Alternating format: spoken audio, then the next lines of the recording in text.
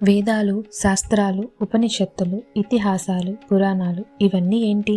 మహాభారతంకి భాగవతంకి ఉన్న తేడా ఏంటి? భాగవతం అనేది ఎలా ఆవిర్భవించింది? వీటన్నిటికీ సమాధానం ఈ వీడియోలో ఉంది. ఇంకా ఆలస్యం లేకుండా తెలుసుకుందామా? ముందుగా అందరికీ నమస్కారం. అన్నిటికన్నా మొదట వచ్చినవే వేదాలు. వేదం అంటే జ్ఞానం అని అర్థం. వేదాలనే అపౌరుషేయాలని కూడా అంటారు. అంటే ఇవి ఏ మనిషి రాసినవి కాదు అని అర్థం. వేదాలు 4 రకాలు: ఋగ్వేదం, యజుర్వేదం, సామవేదం, అథర్వణ వేదం. ఋగ్వేదం దేవతా స్తోత్రాలను తెలియజేస్తుంది. యజుర్వేదం యజ్ఞయాగాదుల విధానాలను తెలియజేస్తుంది. సామవేదం మంత్రాలని జ్ఞానం చేసే పద్ధతిని తెలియజేస్తుంది. అథర్వణ వేదం జీవన సమస్యలకు పరిష్కారాలను తెలియజేస్తుంది. శాస్త్రాలు వేదాల్లో ఉన్న జ్ఞానాన్ని మన రోజువారీ జీవితంలో ఎలా వాడాలో చెప్పేవే ఈ శాస్త్రాలు. ఉపనిషత్తులు వేదాలలోని జ్ఞానఖండమే ఉపనిషత్తులు. ఇవి కర్మకాండాల కంటే ఆత్మజ్ఞానం విన్నా అని చెప్తాయి. వీటి యొక్క ముఖ్య ఉద్దేశం అహం బ్రహ్మిస్మి అంటే నేనే ఆ పరమాత్మను అనే సత్యాన్ని నిరూపించడం. ఇవి మనస్సుని బుద్ధిని ప్రశ్నించేలా చేస్తాయి. భక్తి కంటే కూడా తార్కిక జ్ఞానానికి ఇక్కడ ప్రాధాన్యత ఎక్కువ. ఇతిహాసాలు ఇతిహాసం అంటే ఇలా జరిగింది అని అర్థం. మన పూర్వీకుల చరిత్ర. మహాకావ్యాలైన రామాయణం, మహాభారతం ఇతిహాసాల కిందకి వస్తాయి. ఇంకా పురాణాలు వేదాల్లోని కఠినమైన విషయాలను కూడా సామాన్యులకి అర్థమయ్యేలా కథల రూపంలో చెప్పేవే పురాణాలు. మొత్తం ఇవి 18 ఉన్నాయి.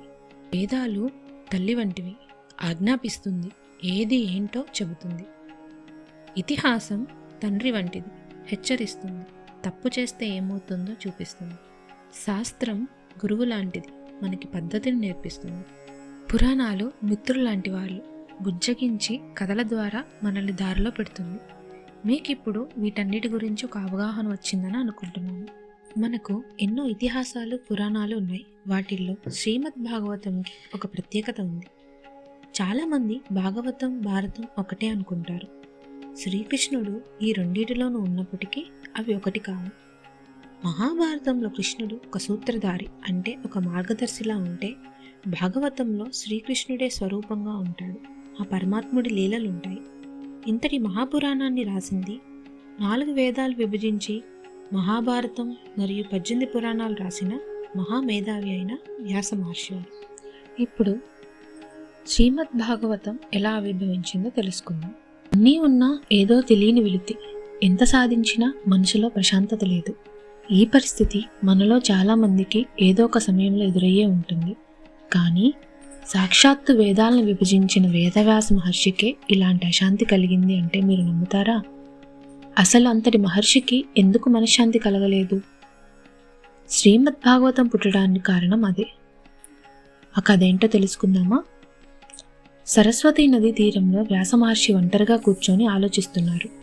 ఆయన మహాభారతం రాశారు, 18 పురాణాలను రాశారు, వేదాలను లోకాలకు అందించారు. లోకానికి ఇంత జ్ఞానాన్ని పంచినా తన మనస్సు మాత్రం అలజడిగా ఉంది. సరిగ్గా అదే సమయంలో వీణని మీటుతూ నారాయణ నారాయణ అంటూ నారద మహర్షి అక్కడికి వచ్చారు. వ్యాసుడి ముఖం చూడగానే నారదుడికి అర్థమైపోయింది. వ్యాస, ఎందుకు ఇంత అశాంతిగా ఉన్నావు అని అడిగారు. వ్యాసుడు వినయంగా, దేవర్షి, నాకే అర్థం కావట్లేదు. ధర్మార్థ కామ మోక్షాల గురించి అన్నీ వివరించాను, కానీ నాలో ఎందుకో ఇంకా అసంతృప్తి అన్నారు. నారదుడు నవ్వుతూ ఇలా చెప్పారు. వ్యాస, నీవు అన్ని గ్రంథాలు రాశావు, కానీ అందులో లోక నియమాలు, యుద్ధాలు, ధర్మాలకే ఎక్కువ ప్రాధాన్యత ఇచ్చావు. భగవంతుడైన ఆ శ్రీకృష్ణుడి లీలలను, ఆయన నామమహిమను నువ్వు మనసారా వర్ణించలేదు. ఆకలితో ఉన్నవాడికి రుచికరమైన భోజనం పెట్టినట్టు అశాంతితో ఉన్న మనసుకి భగవంతుడి కథలు కావాలి. అవే భాగవత కథలు. నారదుడి మాటలతో వ్యాస మహర్షికి అసలైన సత్యం అర్థమైంది. అప్పుడు ఆయన సమాధ స్థితిలోకి వెళ్ళి పరమాత్ముడి లీలను దర్శించి రచించిన అమృతమే శ్రీమద్ భాగవతం. ఈ భాగవతం వింటే అశాంతి పోయి ఆనందం వస్తుంది. అది తెలుసుకోవాలంటే మనం పరీక్షిత్ మహారాజ్ కథలోకి వెళ్ళాలి. ఆ కథను వచ్చే ఎపిసోడ్లో తెలుసుకుందాం. ఇక సెలవు.